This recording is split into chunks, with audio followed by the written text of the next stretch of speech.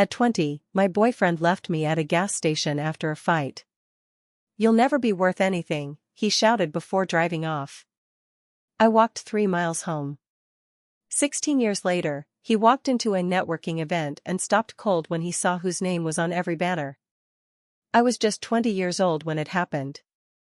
That night, it was late, cold, and dark outside, the kind of night that makes you feel small, like the world's closing in on you.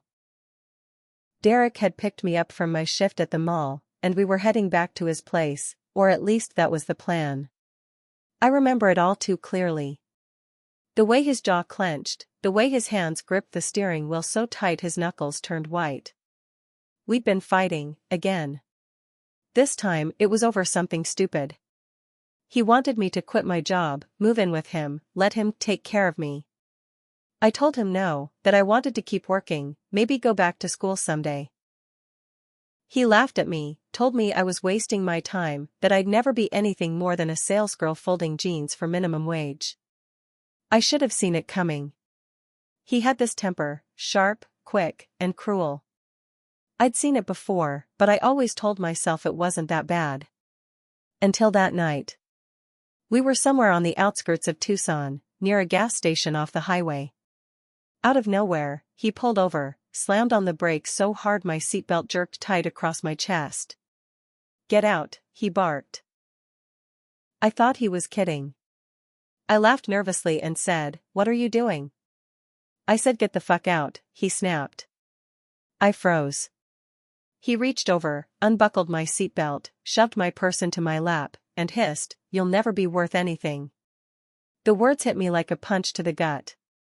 I tried to protest, but he was already unlocking the doors, shoving me out into the cold night air.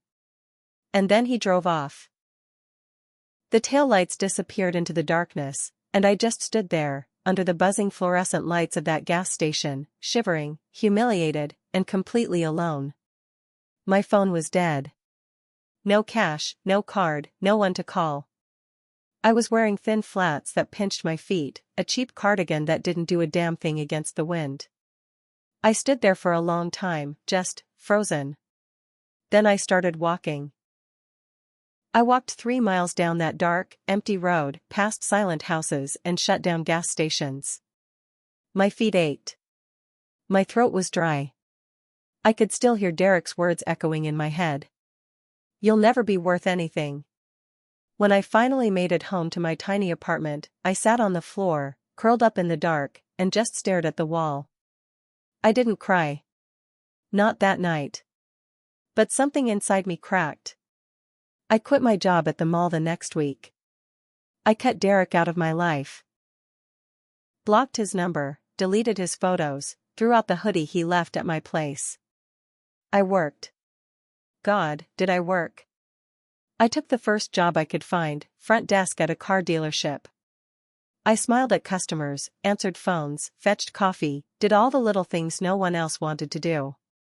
But I watched. I paid attention. I stayed late. Learned how the sales guys talked to clients.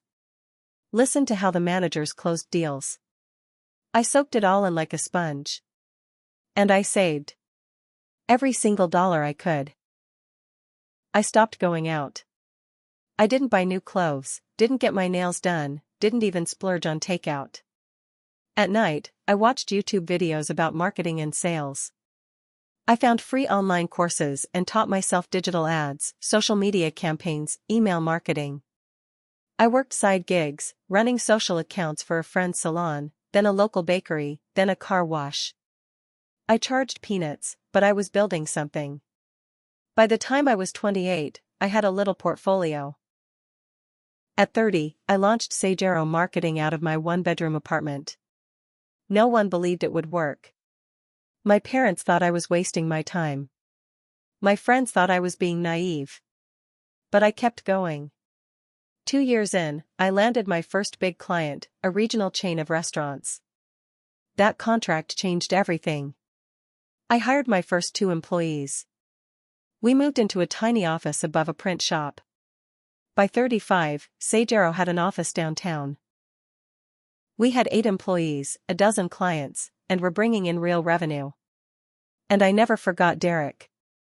I never forgot that night at the gas station.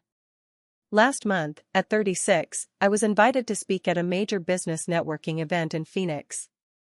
It was a huge event, sponsored by banks, law firms, marketing agencies. My company, Sage Arrow, was the lead sponsor. There were banners everywhere: Sage Arrow marketing presence, the Arizona Growth Summit keynote speaker, Sage Arrow CEO, my name. That morning, as I was setting up, I was reviewing my notes when I heard a voice, low, almost choked. Wait, her? I turned. Derek. 16 years older. A little heavier. His hair thinning at the temples. Dressed like he was trying too hard, cheap suit, scuffed shoes, fake leather portfolio. He looked at me, then the banners, then back at me. His mouth opened, then closed. I watched the recognition hit him like a slap. For a long moment, we just stared at each other. Finally, I smiled, small and sharp. Derek, I said, my voice calm, steady. Didn't expect to see you here. He just stood there, frozen, looking like he wanted the floor to swallow him whole. I turned back to my team without another word. I had a keynote to deliver. But it wasn't over. Not by a long shot. Because a week later, Derek sent me an email. And that's when it really started. A week after that event, I got an email. It was from Derek. I almost didn't open it. My spam filter had flagged it, but something in me said I had to see it. The subject line was simple: can we talk? I sat there staring at it for a long time. My heart was beating harder than it should have been. Part of me wanted to delete it without reading, but another part of me, a darker part, wanted to see what he had to say. So I clicked. His message was short. Hey, I know it's been a long time. I saw you at the event last week and couldn't believe it was you. I'd love to catch up. Maybe we can grab a coffee? I think we could help each other out. Help each other out? I sat back in my chair, eyebrows raised. Was this guy serious? For a moment, I felt that old anger bubbling up, the memory of standing at that gas station with tears stinging my eyes, walking home alone while he sped off like I didn't matter. I took a deep breath. I didn't respond that day. Or the next. But then, curiosity got the better of me. I Googled him. Turns out, Derek had not been doing so well. After I cut him off, he bounced around a few sales jobs. Never really stuck. He tried starting his own business, a small auto parts shop, but it failed within 2 years. Bankruptcy filings, lawsuits from suppliers, bad Yelp reviews. It was all there in black and white. Most recently, he was working as a business consultant, which, judging by his thin LinkedIn profile and outdated website, basically meant he was desperate for clients. I sat there, reading all of it, feeling a slow, cold satisfaction settle in my chest. But I wasn't done. I waited another day, then wrote back. Derek. Nice to hear from you. Let's meet for coffee. I'll have my assistant set it up. She'll send you the details. I CC'd my assistant, told her to book a table at one of the fanciest spots in town, the kind of place where a latte costs $12 and the servers side-eye you if you don't order the avocado toast. Derek showed up late, of course. Sweaty, hair a little unkempt, wearing a suit that didn't quite fit right. He tried to play it cool, all fake smiles and forced charm. But I didn't let him off easy. I listened as he stumbled through his pitch, some vague idea about collaborating on marketing strategies and helping each other scale our businesses. It was pathetic. Finally, I leaned back, crossed my arms, and looked him straight in the eye. Derek, I said. Why do you really want to talk to me? He shifted in his seat, cleared his throat, and then, almost like it hurt him, admitted it. I need clients. I heard you have a big network now. I thought maybe you could. I don't know, introduce me around? I stared at him. This man, the same man who left me stranded at a gas station in the middle of the night and told me I'd never amount to anything, was sitting across from me now, practically begging for scraps. And I'll admit it. I smiled. But I wasn't done. Not yet. I said, Derek. I'm not sure you're the kind of person I want to recommend to my network. I mean, if your track record is any indication. His face flushed red. I've changed, he stammered. I've learned from my mistakes. I let the silence hang there, long and heavy. Then I said, tell you what. Why don't you send me your business plan? I'll take a look. He nodded quickly, eager, like he really thought I was going to help him. But I had no intention of doing that. What I did have was a plan of my own. Because Derek wasn't just a bad ex. He was a problem. A walking, talking problem who had hurt more people than just me. And I was about to make sure everyone in my network knew exactly who he was. Derek sent me his business plan a few days later. It was laughable, poorly written, full of buzzwords, half-baked ideas, and no real strategy. It looked like something a college freshman might throw together the night before a project was due. But I didn't say anything. Instead, I forwarded it, along with a detailed, honest email, to a few key people in my network. People who trusted me. People who knew I wouldn't recommend anyone unless they were the real deal. I wrote, hey, just a heads up, this guy, Derek, reached out to me recently. Here's his pitch. I can't vouch for him. My personal experience with him years ago was not good. Thought you should know before engaging. I didn't embellish. Didn't add any personal digs. But I knew the message was clear. Within a week, I started hearing back. One person replied, wow, thanks for the warning. He tried reaching out to me too. Another said, he's been cold emailing everyone. Thanks for the heads up.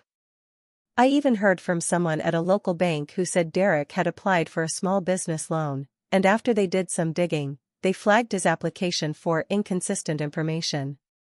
Turns out, Derek had tried to fudge some numbers in his financials. That didn't go over well.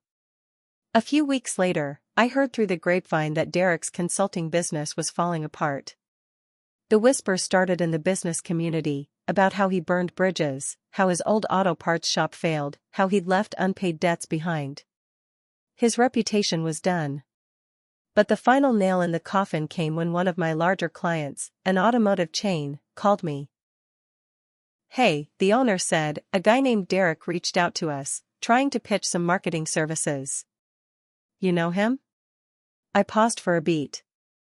Then I told the truth. I do. He's not someone I'd recommend. That was it. The client cut him off immediately. The best part? 2 months later, I was at a charity gala downtown, big event, lots of networking, the kind of place where deals get made over cocktails. I was chatting with the CEO of a regional dealership group, one of my biggest clients. When I saw Derek across the room. He was alone, standing by the bar, looking like a man who'd just realized his luck had run out. And then, just when I thought it couldn't get better, he tried to approach me.